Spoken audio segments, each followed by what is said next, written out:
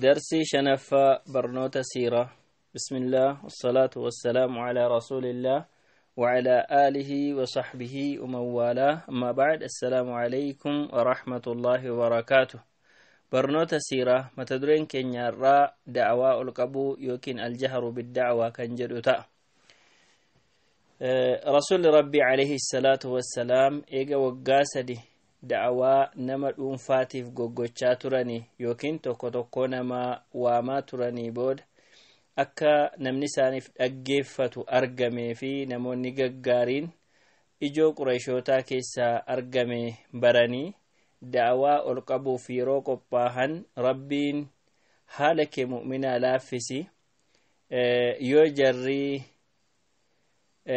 siif haalessanis yani haala kee mu'mintoota si hordofaniif laaffisiiti ofitti qabii, yoo isaan si faallessanis ammoo waan isin abbadaa jirtan yookiin waan isin hojjettan irraa ani walaba yookiin ani qulqulluudha jedhiinii jechuu buuse. Sana booda Nabi Muhammad alayhi salaatu wassalaam firoota isaanii walitti qaban, isaan keessaa kan akka Banuu Haashim, Banuu Muxxalib faa walitti qabanii booda sanaadhaa Rabbiin faarsanii akkana jedhaniin: namni akka diinni ummata isaatti dhufne diida bahee dura bu'ee fagootti irraa ilaalee achi deebi'ee dhufee ittimu tokko maatii isaa yookiin fira isaa kana hin sobuu jedhaniin. Wallaahi otuun nama biraa hunduma nan soba ta'eeti isiniin hin sobu, osoon nama biraa hunduma nan gowwoomsa ta'e isiniin hin gowwoomsu. Rabbii isa malee rabbiin biraa hin jirre sanaan kakadhe ani ergamaa rabbiiti, isinitti addattan isinitti ergame, namoota hundaafis ergameen jira jedhaniin. Rabbiin kakadhe du'uuf teessu akkuma raftan, qabriidhaa kaafamuuf teessu akkuma hirribaa kaatan, waan hojjettanitti herregamuuf yookiin gaafatamuuf teessu. Gaarii yoo hojjettan mindaa gaarii argattu, yoo badaa hojjettan mindaa hamaa argattu.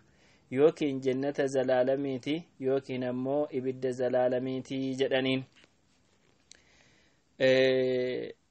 Ummanni waan hamaa hin dubbanne dubbii lallaafaa dubbatan. Haa ta'u malee wasiilli isaanii Abuu Lahab akkana jedheen, akkan dafaa qabaa nama kana yookiin harka isaa irratti qabaa, otuu arabni isinittiin dacha'in yookiin isinittiin duulin yoo itti kennitan nama kana, yoo arabni isinitti duultanii ajjeefna jennaan itti kennitan xinneenya keessani, yoo dhowwattan ammoo irraa dhowwuu hin dandeessanu isiniin lolu warri arabaa kunii jedhe Abii Lahab. Gaafa sana Abuu Xaalib Rabbiin kakadhe hamma lubbuun jirrutti irraa ittisna, waan rabbitti si ajaje itti fufi, sitiskuu yookiin sirraa ittisuu irraa duubatti hin jedhu. Haa ta'u malee qalbiin koo tole naaf hin jettuu amantii Abdul Muxxalib dhiisee garagaluu jedhaan Abii Xaalib. Sana booda Nabi Muhammad alayhi salaatu wassalaam tibbanuma kana keessa Rabbiin Qur'aanaa fasda' bimaa tu'mar wa a'rid 'anil mushrikiin jedhu buuseen haqa sitti mame addeessii himi yookiin itti dhoosii dubbadhu, waan mushriktoonni sitti siin jedhan ammoo kin gochaa isaaniirraa ammoo garagalii jennaaniin. Gaafa tokko tabba Safaa jedhamu gubbaatti ol bahanii dhagaa achirra jiru gubbaa dhaabatanii sagaleedhaan waaman, yaa sabaahaa jedhan. Jechi kun jecha namni waraanni itti duuluu ofirratti arge yookiin ajajaan waraana isaa ittiin sodaachisu ture. Hiikti isaa yaa ganamaan natti birmadhaa jechuudha. Yaa birmataa ganama yookiin immoo ganamaan natti birmadhaa jechuu ture hiikti isaa. Egaan aadaatti jechi kun kan jedhamu gaafa sodaachisni jirudha. Gaafa Nabi Muhammad alayhi salaatu wassalaam jecha kana fayyadaman sanatti dabalanii gosoota Qurayshii tokko tokko ibidda yookiin balbala isaanii gaafa isaan waaman, yaa banii Fihr, yaa banii Adiy, yaa banii Fulaan, yaa banii Fulaan, yaa banii Abdi Manaaf, yaa banii Abdul Muxxalib jedhanii gaafa isaan waamaa turan. Gaafa sana namoonni dhaggeeffatani eenyutu akkas lallabaa jedhanii. San booda Nabi Muhammad ta'uu walitti himan, namni fiigee yookiin ariifatee walitti qabame. namni dhaquu hin dandeenyeyyuu nama ergateetu waan jiru akka inni baruuf taasisa ture. sana booda gaafa namoonni walitti qabamu nabi Muhammad alayhi salaatu wassalaam meenatti hima osoon tabba kana duuba yookiin laga kana duuba waraanni isinitti duulaa jiru dhufaa jira isiniin jedhee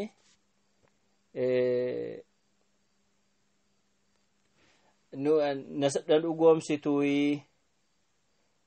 isinitti duuluu dhufaa jira jedhee otoon isinitti dubbadhe dubbii koo dhugaadha jettanii fudhattu jennaan ummanni kun eeyyani soba takkaa sirraa argineen beeknu kana duras dhuguma dhugaa dubbachuu kee beeknaa jedhaniin. nabi Muhammad alayhi salaatu wassalaam maal jedhu ani isin sodaachisuuf hin dhufe azaaba rabbii dura bu'ee yaani fuuldura azaaba rabbii jechuun otoo azaabni rabbii hin dhufin akkasin gara rabbii deebitanii azaabarraa eeggattan isinitti himuun dhufe. fakkiin koo fakkeenyi keessan akka namicha deemee bahee aduwwii yookiin diina duulaaf dhufaa jiru ilaaluu dhaqee achi gaafa argee ka'u ammoo otuun maatii biran gahin diinni kun dafee maatii koo bira yookiin firoottan koo bira gahaa jedhee tabba yaabbatee itti lallabuutii wajjin wal fakkaataa. diina dhufee ummata qaqqabuu sodaate gaaratti ol ba'ee akka sagaleedhaan dafee qaqqabsiisuuf waamuu fakkaataa jedheen. san booda gara laa ilaaha illallah muhammadun rasulullah jechuutti jara waame nabi Muhammad alayhi salaatu wassalaam sadarkaa jechi kun qabdu sitti ibse. yoo shirkii irratti du'anis azaaba jara mudatu isaanitti ibse. isaan irraa haala kanaatiin waamicha isaaniif godhe nabi Muhammad alayhi salaatu wassalaam. wanti isaan rabbii gaditti gabbaranis ta'ee wantoonni isaan qaban kamilleen gosti isaanis akka faayidaan fenneef ibse. yeroo waamicha godhee fi ibiddarraa isaan sodaachisu kana nabi Muhammad yeroo tokko tokko hunda isaanii bakkatti waama yeroo tokko tokko immoo keessa keessaa maqaa jaraa dhaheeti waama ture. yaa Qurayshoota lubbuu keessan ibidda rabbiirraa bitadhaa ani waan tokko miidhaas ta'ee faayidaa isinii fiduu hin danda'u waan tokko azaaba rabbii isinirraa deebisuu hin danda'u jedhee kun hunda isaanii bakkatti waame. keessaa ammoo yaa banii Ka'ab ibn Lu'ayy jedheen isinis lubbuu keessan ibidda rabbiirraa bitadhaa isin fayyaduu hin danda'u. yaa banii Murrata ibn Ka'ab lubbuu keessan bitadhaan isin fayyaduu hin danda'u. yaa ma'shara banii Qusay isinis lubbuu keessan ibidda rabbiirraa bitadhaa waan tokko isinirraa deebisuu hin danda'u. yaa banii Abdi Shams isinis lubbuu keessan ibidda rabbiirraa bitadhaa. yaa banii Abdi Manaaf yaa banii Haashim yaa banii Abdul Muttalib jedhee jarreennan kana lakkaa yaa Abbaas ibn Abdul Muttalib laa ugni anka hamma tokko tokko waamuu jalqabe.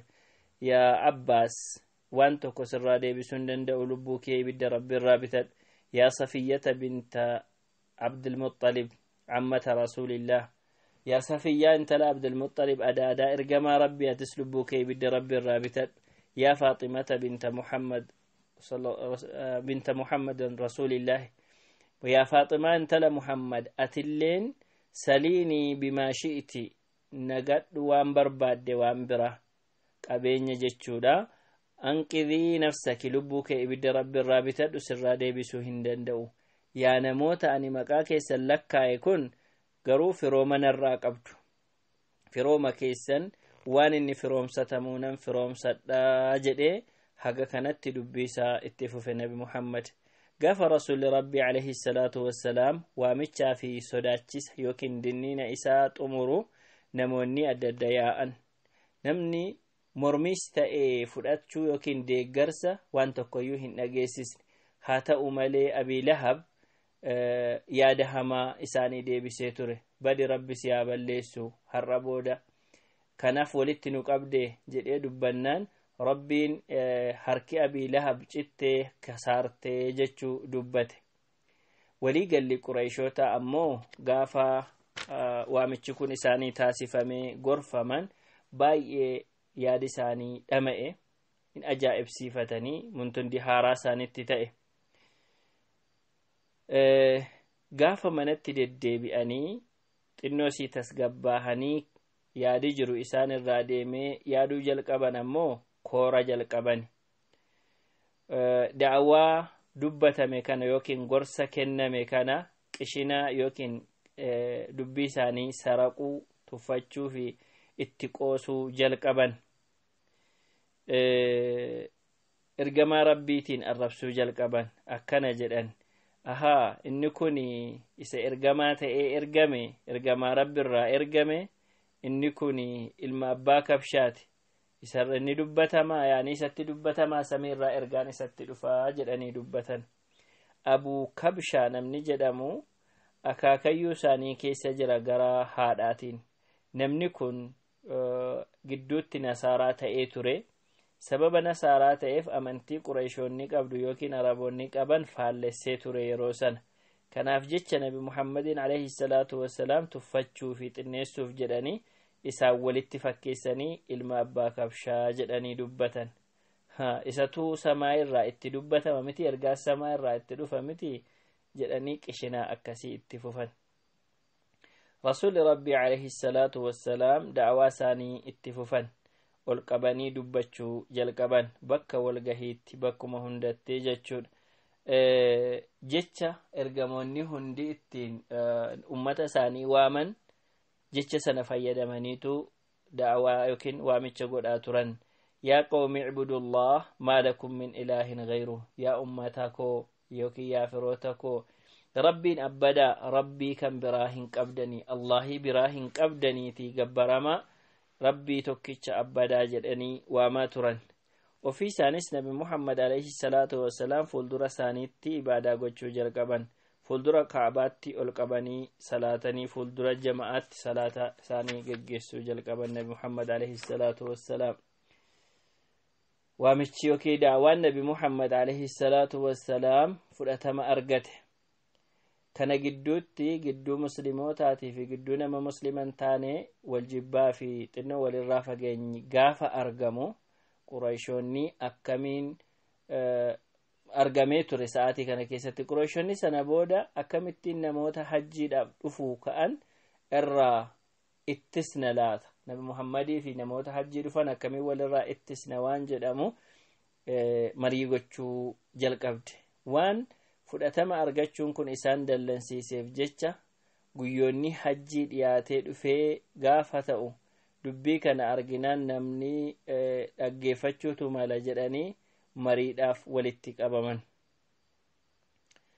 Gaafa mariidhaaf walitti qabaman egaa Al-Waliid ibn al-Mughiraa namni jedhamu jara keessaa nama umriidhaan deemes nama kabaja qabusi yaa Qurayshoota weeroon hajjii ga'aa jira.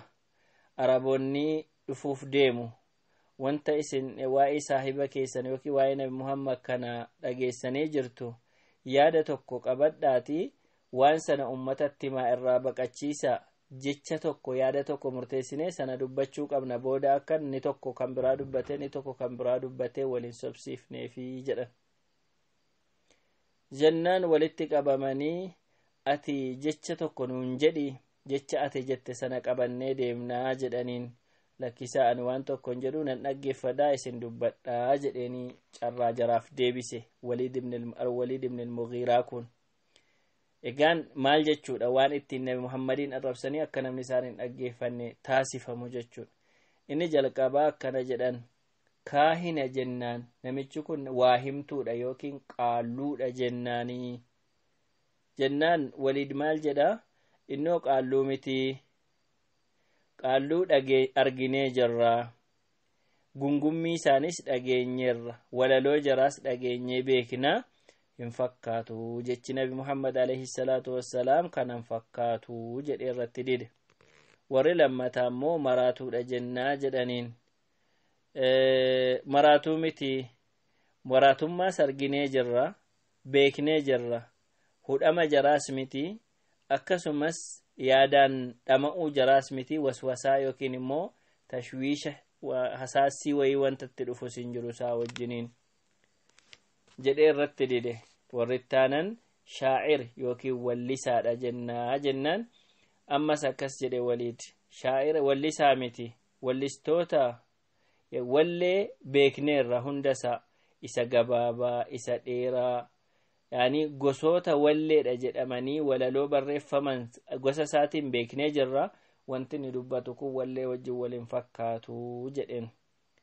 Sana booda saahirtoota warra falfala hojjetu yookiin warra tolcha tolchu jennaa jedhaniin. Ammas waliin fakkaatu sihirii wajjiniini. Warra sihirii sargineerra warra sihirii godhu sargineerra. Warra waa guduunfu miti warra waa biifus mitinni. Yaani kan warri sihirii hojjetu ni gugguduunfaa itti tuttufaa Muhammad kana keessaan qabu kana jechuun dandeenyu jedheen. Kana hundumaa eega diddee maal jechuu qabna ree jedhaniin. Maal jedha waliin sa'aatii kanatti rabbiin kakadhe dubbiinsaa ni mi'aawa. Isarraa bareedinatu irra jira dubbii isaa kanarra. Jalli isaa akka yudooti yookiin ammoo hurbuu waa qabatee jiruuti yookiin ammoo bishaan mi'aawu jechuudha. Dameen isaa jannata. Wanti isin jettan kun waan tokko yeroo isin dubbattan waan isin dubbattan kana dhara ta'uusaa beeku malee hin hafne. Haa ta'u malee jechoota keessan keessa yaani wanti isin dubbattan kun hunduu yeroo dhufu isaa wajjin yeroo walitti bira qabamee ilaalamu dhara ta'a haqa ta'uu hin danda'u waan inni hin qabnedha waan ta'eef. Haa ta'u malee dubbii jiru keessaa kan xiqqoo ishee itti dhiyaatu jecha saahira yookiin falfaadha jedhu kana. Falfala isaa kanaan gidduu namaa fi abbaa isaa adda baasee jira. Gidduu namaaf obboleeyyanii, gidduu namaa fi namichaa fi haadha manaa isaa gidduu, fira isaa gidduu adda baasee jira. Jedhee yaada kana deeggare. San booda yaada kana qabatanii bakka jiranurraa adda bahan. Nam tokko yeroo isaanitti dhufe karaa irra tatta'anii karaa warri hajjii dhufu biyyoota hunda keessaa dhufu irra tatta'anii namni yeroo inni makkaan seenu Muhammad akkas ta'ee jira dubbii isaa irraan dhagayinaa jedhanii dhowwaa turan. Sana booda guyyaan hajjii dhufe guyyaan hajjii gaafa ga'u sun inni kan yeroo jarri dhufaa jiranidha. Guyyaan hajjii ga'ee jennaan bakka hajjiitti bahee rasuulli rabbii alayhi salaatu wassalaam bakka isaan qubatanis dhaqee islimnaatti jara waame. Akkas jaraan jedheen yaa namoota laa ilaaha illallah jedha ni milkooftu jedhee nama waamaa ture nabi Muhammad alayhi salaatu wassalaam. Gaafa akkas jedhee waamicha taasisu Abii Lahab duukaa deemee ni sobaa jedhaanii ture. Akkasumas azaa kaahaan ture. Otuu haala kanaan jiranii namoonni yaada jiru kana dhagahanii hundumtuu fudhatanii biyya isaaniitti deebi'an. Egaan inni kun akka nabi Muhammad alayhi salaatu wassalaam da'awaa isaanii ummataan hin geenye hajjii irratti ittisuu ta'ee yoo argamu sana booda gaafa hajjiin xumuramee Qureyshoonni mana isaaniitti deebi'anii xiqqoo tasgabbaahan rakkoo argame kana akkamittiin cufna waan jedhamu qopheessanii marii godhanii karaa adda addaa ittiin yaada kana kutan yookiin ammoo da'awaa balleessan qopheessan.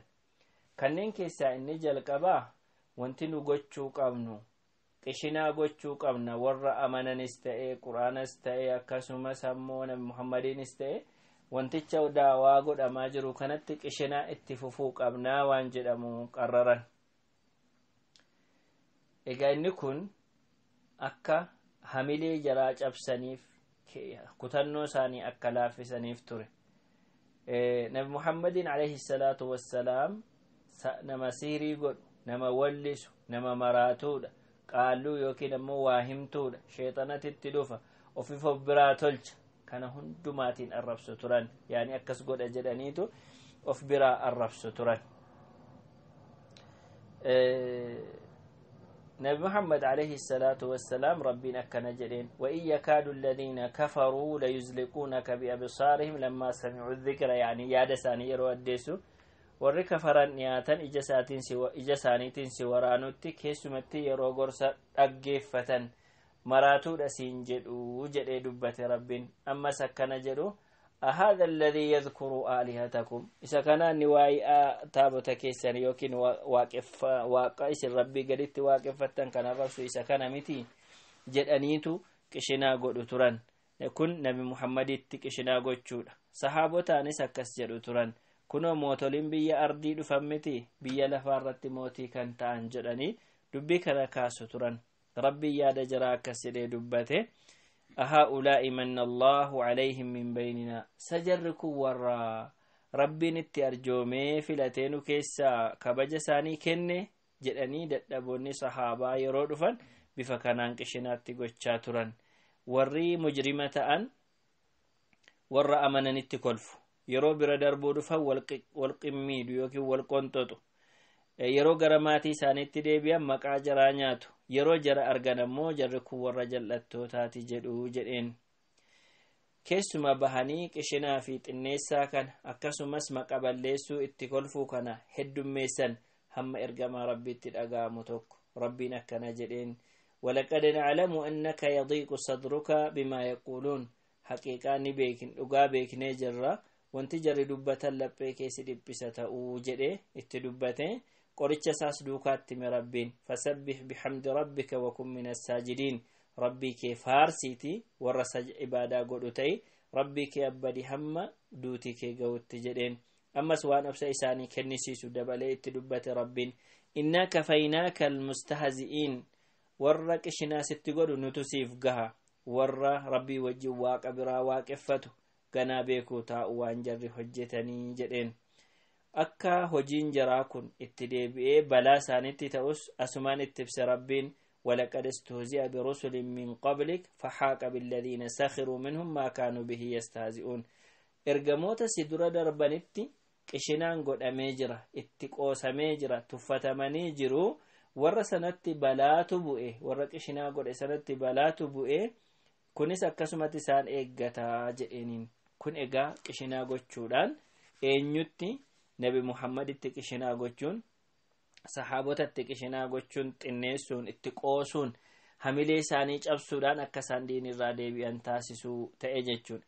inni lammaffaa alhayluula akka namni ergamaa rabbiin dhaggeeffanne ittisoo ta'uudha. inni silaa ni jalqabaa maaloodha xinneessuudha kunis gara biraatiin akkuma daawaan hin dhaggeeffatamne taasisuudha. amma namni akka ni jecha tokko ergamaa rabbiirraa dhageen fayyadamne gochuudha. kana laalchisanii maal murteessan wacuu iyyuu akka namni waa dhaga'uu hin dandeenye gochuu murteessanii turan. gaafa rasuulli rabbi alayhi salaatu wassalaam da'awaa gochuuf ergaa ta'e tokko dabarsuuf walitti nama qabe yookiin namaa wajjin walitti dhufu jarrammoo jala deemaniiti itti wacu turan.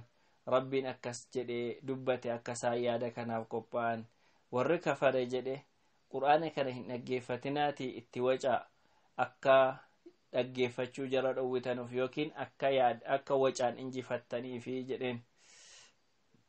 haala kanaan gufuu ta'uurraa yookiin dura goruurraa duubatti hin jenne qur'aanni rasuulli rabbii alayhi salaatu wassalaam yeroo jalqabaatiif sirriitti qara'ee dhaggeeffatame suuratu najmi ture.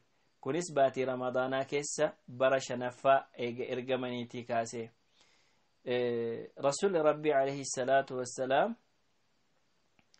irra caalaa kan inni quraana qara'u salaata keessa irra hedduu wanti inni qara'u halkan kaabaa biratti yeroo qara'u ture.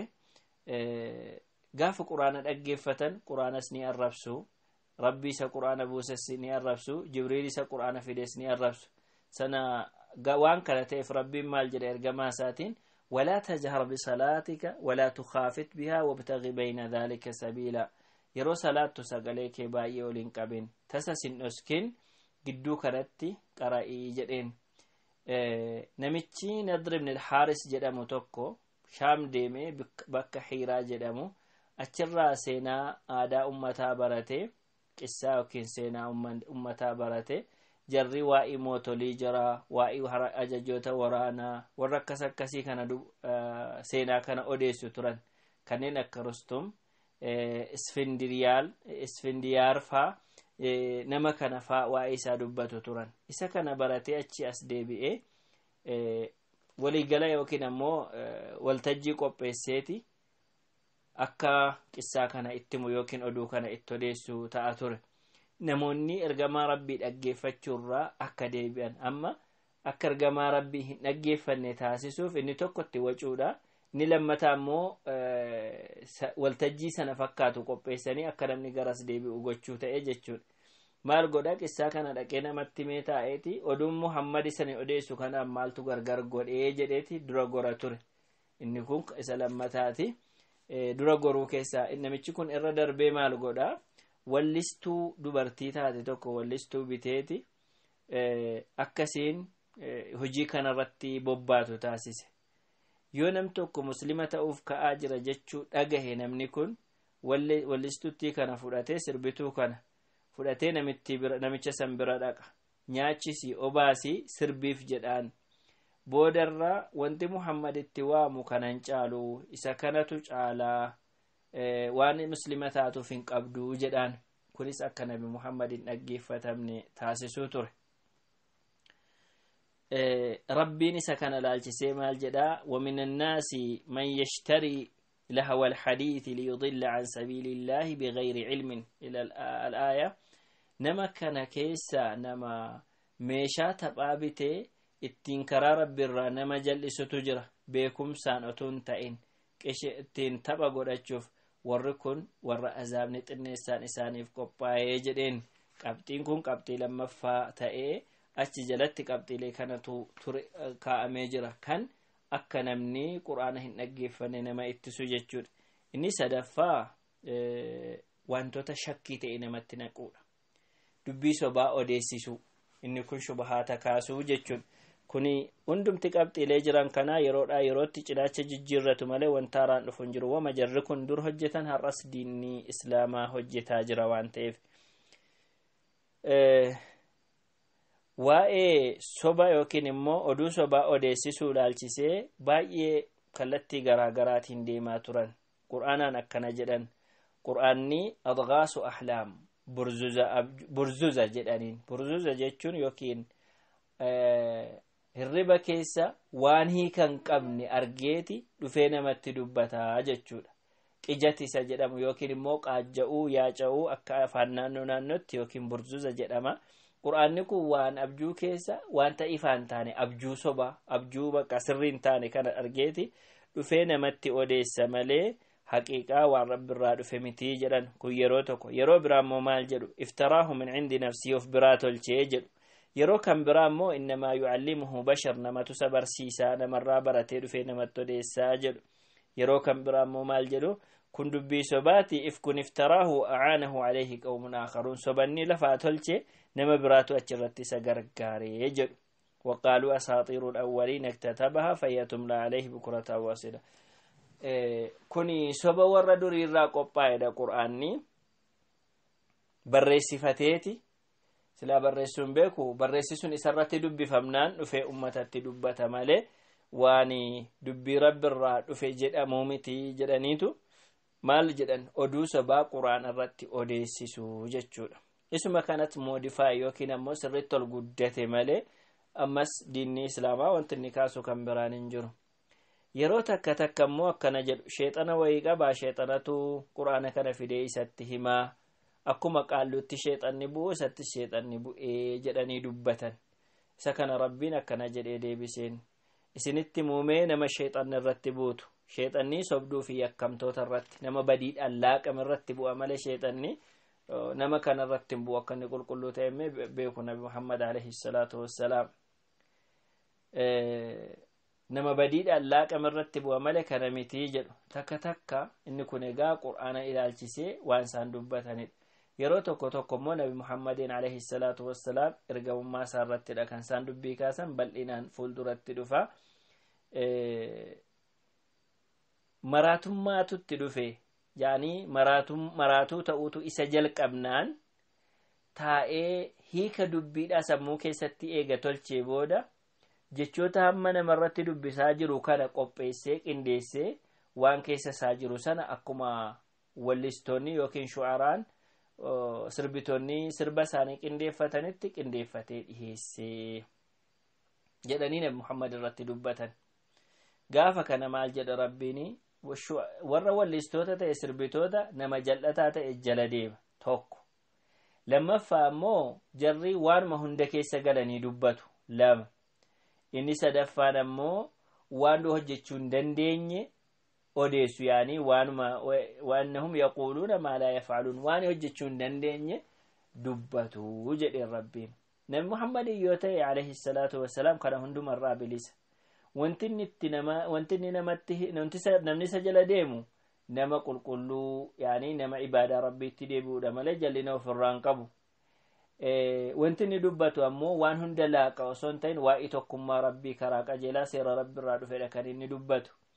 kanaafuu ammas waan namatti dubbatu kana keessa waan hojjechuu hin danda'amu waan itti amanuu hin danda'amudha malee waliin fakkaatu eessatti wal argaa jedheeni rabbiin yaada isaanii irratti kaase. egaan gaafa da'awaan dirree bahee gorsamuu jalqabu akkuma namni taqabbalee jiru gochaan jarrii Qurayshoota yookiin ummanni muslima hin taane islimnaa irratti ejjennoo isaan fudhatan baay'ee hamaadha.